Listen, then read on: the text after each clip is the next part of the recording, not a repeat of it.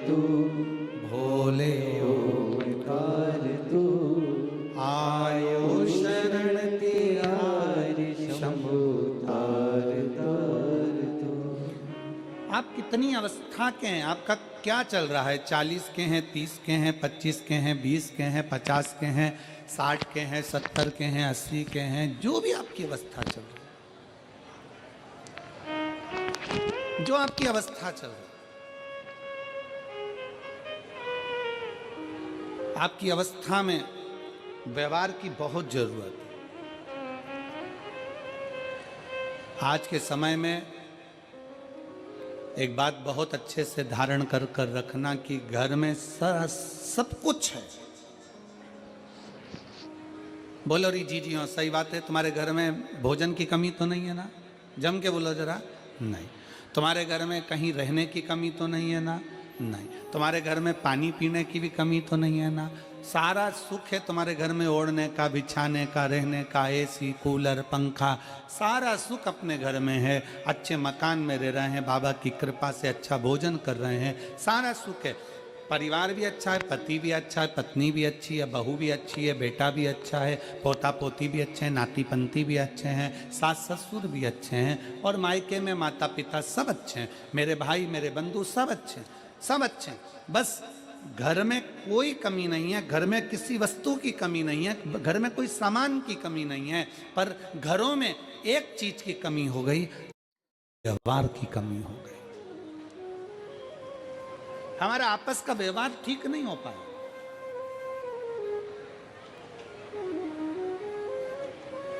हम व्यवहार से दूर होते चले गए। और शिव पुराण कहती है अपने व्यवहार को प्रबल बनाना है। शंकर की कथा देखिए, व्यवहार के बल पर शंकर भगवान के सामने 33 कोटि देवताओं ने मिलकर विष का कटोरा भेज दिया था मेरे शिव जी के सम्मुख में। विष का कटोरा,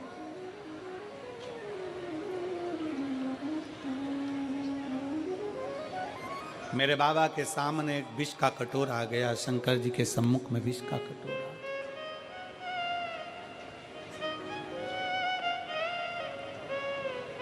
कितना सोचने वाला विषय है, जरा ध्यान दीजिएगा। बहुत सावधानी से कथा सुनिए।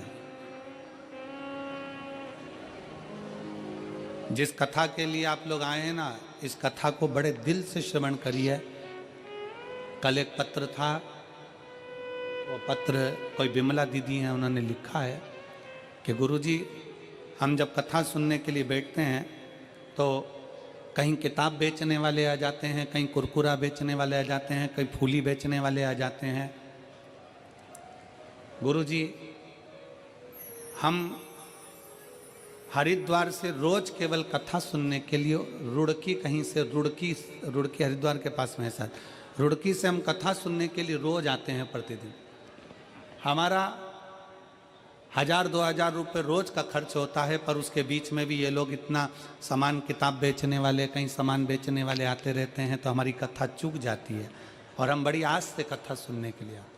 मेरा आप सबसे निवेदन है, जितने किताब बेचने वाले हों, जितने सामान बेचने वाले हों, आपसे भी निवेदन है, जितने लोग बैठे हुए कथा में, अगर कोई बेचने वाला आए, उसका हाथ पकड़कर उसको बाहर निकाल कर कहना, भैया कथा सुनने थे, रोड पे जाके बेचो, पर कथा श्रवण करना।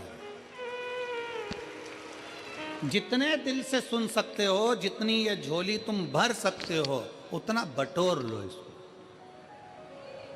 जितना दिल लगा सकते हो बाबा से, उतना दिल लगा लो तुम, जितना लगा सकते। कहीं किस्मत होगी आपकी और हमारी, कहीं सौभाग्य होगा आपका और हमारा, जो आप और हम इस कथा को श्रवण करने के लिए बैठे हैं। और ना जाने कितने तो टीवी के सामने बैठे बैठे भगवान से प्रार्थना कर रहे हैं, हमको भी पंडाल में बुला लेता, हम भी कथा श्रवण कर लेते, हमें भी यहाँ आमंत्रित कर लेता, हम भी पहुंच जाते। कितने तरस रहे।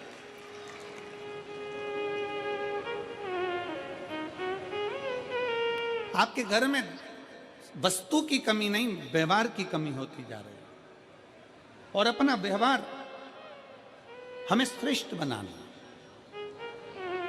शंकर जी की कथा कहती है, शिव जी के सामने 33 कोटि देवताओं ने मिलकर विष का कटोरा लाकर रख दिया। विष का कटोरा भगवान शंकर के हाथ में दे दिया, ये विष है, ये विष।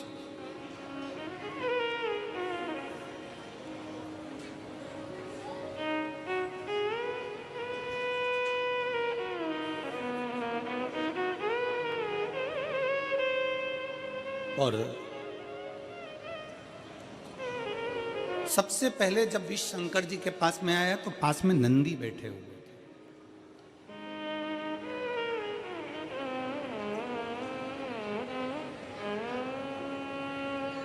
शंकर जी के सम्मुख में नंदी बैठे थे। जैसे ही देवता विष का कटोरा लेकर आए तो नंदी उठकर खड़े हो गए। नंदी उठे, खड़े हुए, और नंदी ने पूछा, ये क्या है, इसमें, इस पात्र में क्या है, इस पात्र में है क्या? आप सबको मालूम होगा, आप सबके स्मरण में होगा कि शंकर भगवान को जब धतूरा चढ़ाया जाता है, धतूरा देखा है आप लोगों ने? जम के बोलो जरा, देखा है? तो कांटे कांटे होते हैं। शंकर भगवान को जब भी धतूरा चढ़ाया जाता है, शिव जी को जब भी धतूरा दिया जाता है, तो धतूरा चढ़ाते समय नंदीकेश्वर शिव का नाम लिया जाता है। बेलपत्री आप चढ़ा रहे हैं, आप जो भी जप करें, स्मरण करें, वो आपके ऊपर है। आप चावल चढ़ा रहे हैं, वो आपके ऊपर निर्भर है। फूल चढ़ा रहे हैं, वो आपके ऊपर निर्भर है। पर जब हम भगवान शंकर का अभिषेक कर रहे हैं, पूजन कर रहे हैं, शिव मंदिर में जा रहे हैं, आपको कहीं से एक धतूरा मिल गया, कोई कामना है आपकी, धतूरा भी कई बार कामनाओं से चढ़ाया जाता है। तो धतूरा जब हम चढ़ा रहे हैं, शंकर को समर्पित कर रहे हैं, तो नंदीकेश्वर भगवान का नाम लेकर, नंदीकेश्वर शिव का नाम लेकर चढ़ाए, मतलब नंदी की आज्ञा लेकर कि हम ये धतूरा शंकर भगवान को दे रहे हैं। और हमारा विश्वास कहता है कि नंदी, हमारी जो दुख है, हमारी जो समस्या है, हमारी जो तकलीफ है, जब मैं धतूरा बाबा को चढ़ाऊंगी, नंदी तेरे से आज्ञा लेकर चढ़ा रही हूं, जिससे ये धतूरा मैं जब शंकर को चढ़ाऊंगी तो नंदी मेरे दुख को मिटाने के लिए तो भोले बाबा को अपनी पीठ पर बिठाकर मेरे दरवाजे तक लेकर आएगा, इसलिए तेरी साक्षी में चढ़ा रही हूं, तेरी साक्षी में चढ़ा रही हूं, ये धतूरा मैं तेरी साक्षी में दे रही हूं।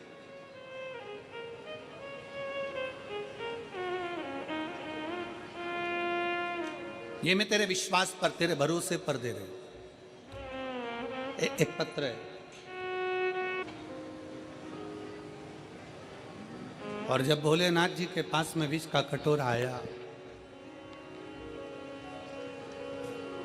शंकर भगवान के पास में जब विष का कटोरा पहुंचा, तो सबसे पहले नंदी ने पूछा, सबसे पहले नंदी पूछ रहा है। नंदी ने विचार किया, क्या है इसमें? कहा, देवताओं ने कहा इसमें विष भरा हुआ है, विष भरा, विष। हाँ, किसके लिए लेकर आयो? कौन पिएगा ये? देवताओं ने कहा ये विष हम भगवान शंकर के लिए लेकर आए। शिव पिएंगे? हाँ।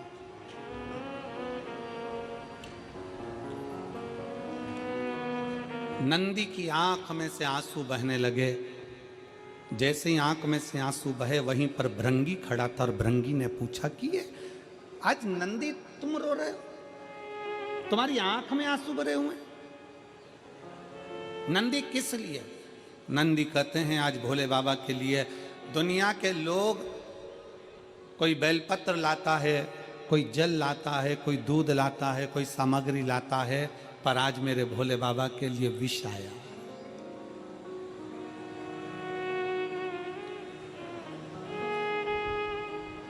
आज मेरे शंकर के लिए विष आया। भृंगी ने मुस्कुराते हुए कहा, नंदी किस बात के लिए रोना? वो शिव है, देव अधिदेव महादेव है। अमृत पिए वो देव कहलाता है, और जो विष पीता वो महादेव कहलाता है। घर का जो बड़ा होता है, घर का जो बुजुर्ग होता है, घर का जो बड़ो होता है, घर का जो बयो होता है, उसको बहुत जहर पीना पड़ता है, बहुत विष के घुट निगलना पड़ते हैं, बहुत पीना पड़ता है।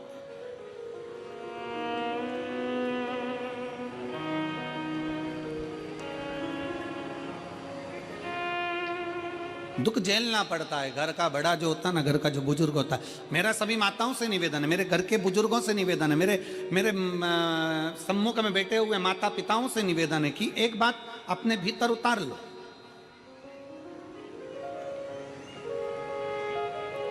60 के बाद तुम्हारे सिग्नेचर तुम्हारे ऑफिस में नहीं चलते, चलते हैं? अरे जम के तो बोलो नहीं। 60 के बाद तुम्हारे सिग्नेचर तुम्हारे ऑफिस में नहीं चलते तो तुम अपने घर में क्यों चलाते हो? 60 के बाद अपने भीतर एक बात अंदर उतार के रखो कि 60 के बाद मुझे ऐसे रहना है जैसे अपने घर में एक बच्चा रहता है, सबसे व्यवहार बनाकर, सबसे प्रेम रखकर, किसी को टोकना नहीं है, किसी को अपशब्द कहना नहीं है, किसी को ताने देना नहीं है। अपनी चिड़चिड़ प्रवृत्ति, अपने भीतर का क्रोध, अपने भीतर का चिड़चिड़पन मुझे आज कथा के पंडाल में छोड़ देना है और घर जाऊंगी तो ऐसी जाऊंगी जैसे निर्मल हृदय से जाते हैं। अपने क्रोध को घर पर छोड़ दो, अपने क्रोध को पंडाल में छोड़ दो, अपने भीतर की जो चिड़चिड़ प्रवृत्ति है, जो अहंकार है, जो क्रोध है, जो हमारे भीतर का क्रोध समाया हुआ है, वो फेंक दे। और हम क्या करते हैं?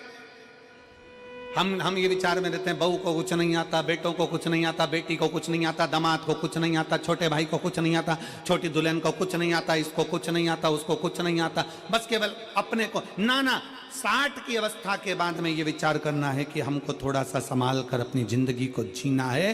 खूब अच्छे से रहो, एक से बढ़कर एक साड़ी पहनो, एक से बढ़कर एक सूट पहनो। 60 के बाद में तुम खूब अच्छे कपड़े पहनो, हम मना नहीं करेंगे, खूब अच्छे अच्छे जेवर पहनो, आभूषण पहनो, रतन माणिक मोती पहनो, अच्छा अच्छा खाओ पियो, एंजॉय करो। पर इतना याद रखो कि 60 की अवस्था के बाद में अपनी वाणी पर थोड़ा सा संयम रखो, अपने व्यवहार को प्रबल बनाओ, अपनी वाणी को प्रबल बनाओ, मिठासता से परिपूर्ण बनाओ, मिठासता से। आज के जमाने में सबसे बड़ी बीमारी एक ही है, वो है शुगर की बीमारी। कौन सी बीमारी? जम के बोलो जरा। शुगर की बीमारी। पहले के समय में मेरी बुजुर्ग माताएं बैठी हैं यहां पर, जितनी बुजुर्ग माताएं हैं उनसे पूछना कि पहले के समय में शुगर होती थी क्या? जम के बोलो जरा। नहीं, पहले के समय में चाय इतनी मीठी पीते थे कि होठ चिपक जाते थे, और चाय पी के सो जाते थे तो चींटी चिपक जाती थी। बोलो सही है कि गलत है? और इतनी सी चाय पीते थे क्या? हाफ कप पीते थे क्या? नहीं।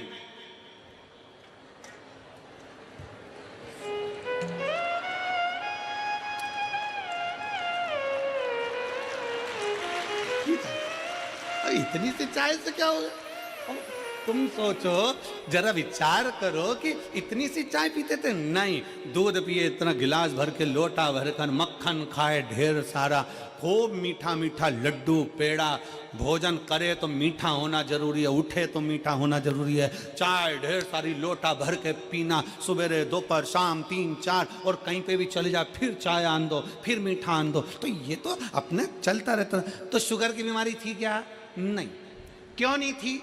क्योंकि पहले शुगर की बीमारी इसलिए नहीं थी कि लोग मीठा खाते थे तो मीठा बोलते थे। आज के ज़माने में लोग मीठा खा तो रहे हैं पर बोल नहीं पा रहे, तो वो शुगर जो है ना वो ब्लड में चली जा रही है, इसके कारण ब्लड में शुगर की बीमारी हो रही है। इसका लेवल बराबर करना है तो मीठा खाओ और मीठा बोलो। मीठा बोलोगे तो शुगर का लेवल बराबर चलता रहेगा, ना हाई ना कम, न लो ना हाई। शुगर के लेवल को बराबर रखना है तो मीठा खाओ, मना नहीं है, पर जीवान से मीठा निकालते रहो, इतना मीठा निकालो। फिर वही वाली बात आ गई, प्रेम से वो सब मिलबो, मैं नहीं सुनिया पहाड़ों वाले, माँ वैष्णव रानी, जय माता, वो जग कल्याणी। जय माता। तो अब यही मिठास अपने परिवार में भी हमको देना है। बहुत मीठा बोलकर, इतना मीठा बोलकर, जब बोलो तुम्हारे मुख से ऐसा लगना चाहिए कि मिठास जो तुमने खाई है खीर, जो तुमने खाया तिल्ली का लड्डू, जो तुमने खाया है मैसूर पाक, जो तुमने खाया है काजू कतली, वो तुम्हारी जिह्वा से झलकना चाहिए कि मैंने इतना मीठा बोला। मिठास बोलो तो सही, एक बार प्रेम से बोलकर देखना, ए जी